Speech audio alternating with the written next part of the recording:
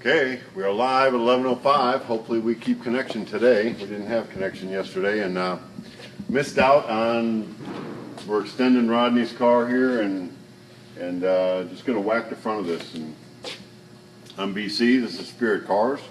Josh, the voice of Spirit. You're the voice of Spirit and a dad and a lot of other things, husband. So anyway, he's behind the camera there.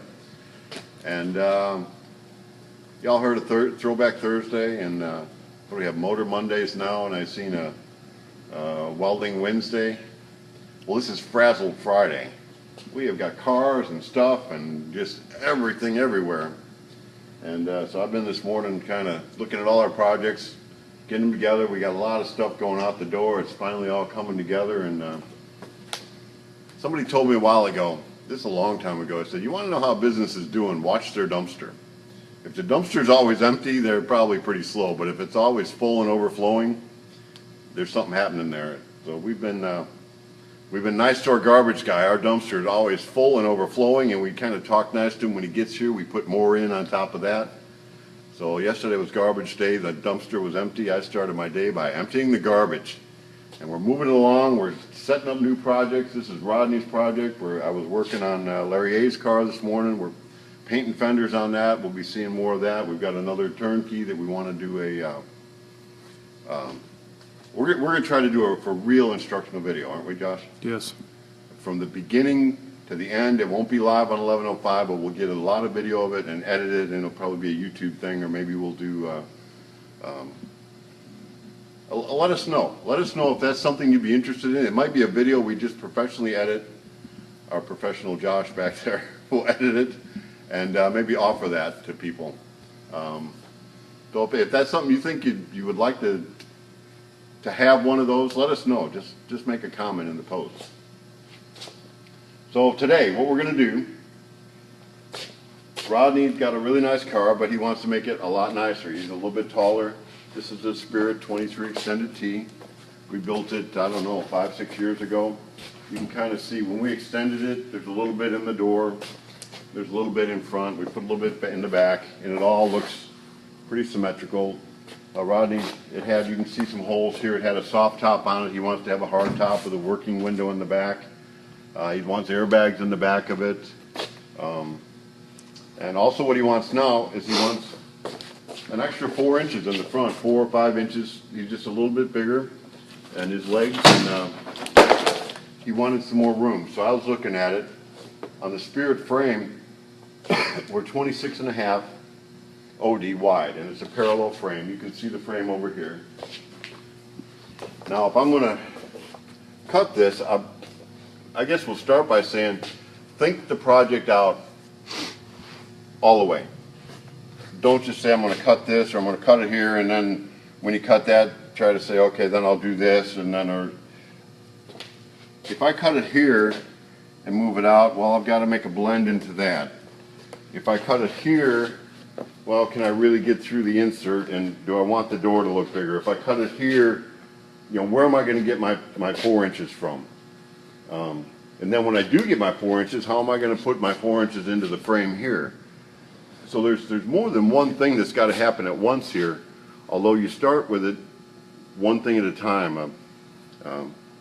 Ernie, the hot rod man, I don't know where he got this. I don't think this is his saying, but you can eat an elephant, but you got to do it one bite at a time.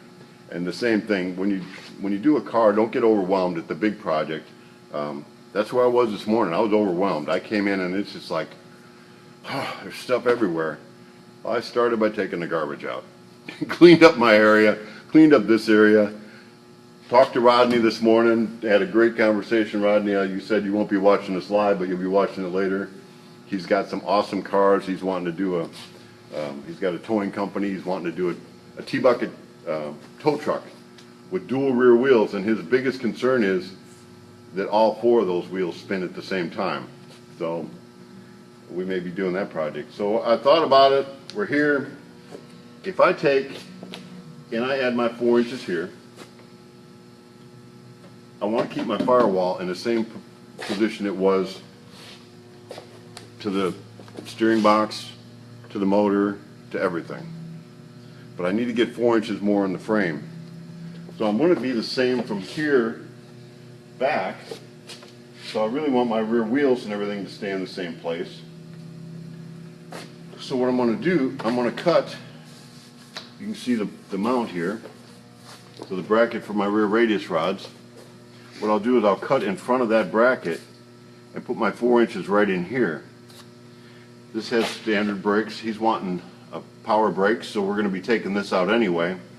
I do want to leave my brake pedal in the same place because my firewall and all that is going to be moved forward, but I want just the front moved forward to match the motor. So I want my brake pedal in the same place, so I may need to have a longer brake rod. He wants to have a 700 R4 transmission where this now has a 350. So that's going to make this transmission cross member come back a little farther. So we're going to have to remove it anyway. So it doesn't matter about that, but I do want to be in front of the brackets for the rear radius rods and behind my rod for the brake pedal.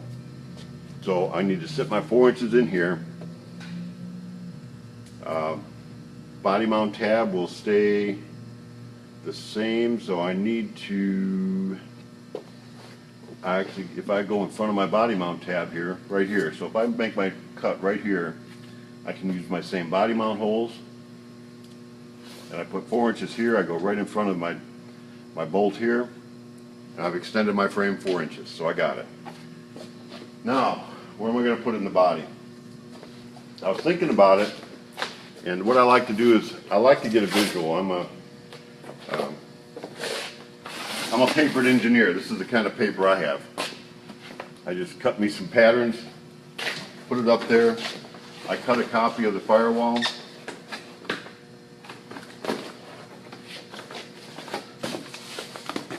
Tape it on.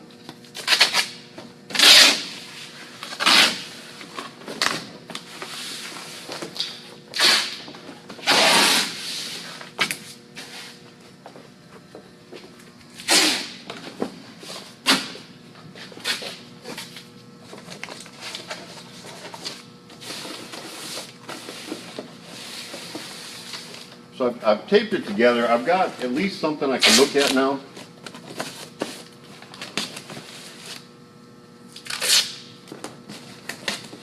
And since I'm making a T-bucket, I want it to look like a T-bucket. We've created things that are just one off the wall, one off. And that doesn't make it, it's cool. There's a lot of stuff like that that's cool. But since this is a T-bucket, I do want it to continue to look like a T-bucket, and I want it to be in proportion. So now we can stand back. And honestly, I don't think that looks that bad. It comes around, and by coming to the front on a Spirit T-bucket, there's a hood lip on a T-bucket. I can go right on that hood lip. It's 26.5 OD for where the frame's going to go down. I'm just coming out parallel on both sides, and I'm adding 4 inches just straight. And it's already been blended to straight right here anyway, so I can just smooth that in pretty easy. So I like that look, so now how am I going to do it? And I've thought about this already. I've actually looked at it, talked about it, and we got Rodney's approval. Although I'm going to talk to you again, Rodney, to make sure that you like what you see here, you like my explanation. I said I'm going to need to cut the floor, and you had a question, why do I need to cut the floor? Well, if you look in here, can you come around here, Josh?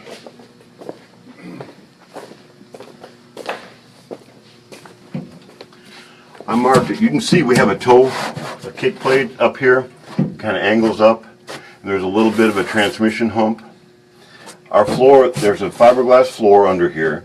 Then there's a product called Nitacore on top of that, a 1/2 inch stiffener, and then there's this insert, which is fiberglass again. So if I took along this line here, where I've got my tape line, and cut it around there, now all that's left down here is a flat floor.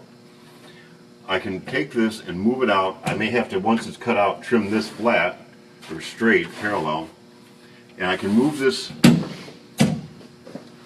I'm cut out in the floor, and I'm going to go ahead and cut in the center of this. You can probably see this relief area where the hood lip would be.